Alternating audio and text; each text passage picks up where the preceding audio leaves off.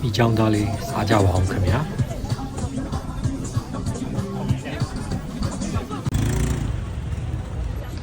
ဒါကတော့အတရားမျိုးရဲ့ညပိုင်းမြင်ကွင်းလေးပါ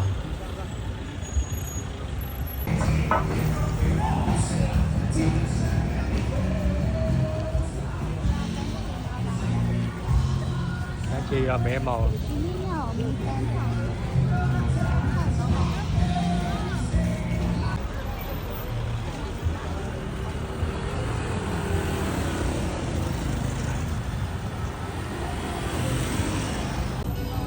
တရားကညာစီတန်းကိုရောက်နေပါတယ်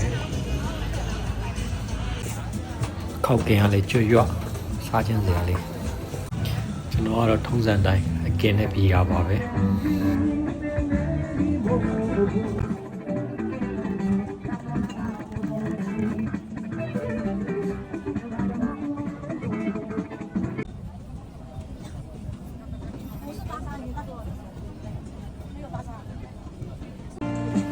ချင်းနားထောင်ပြီး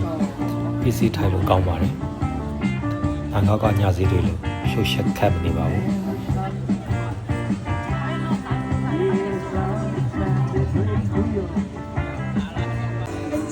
။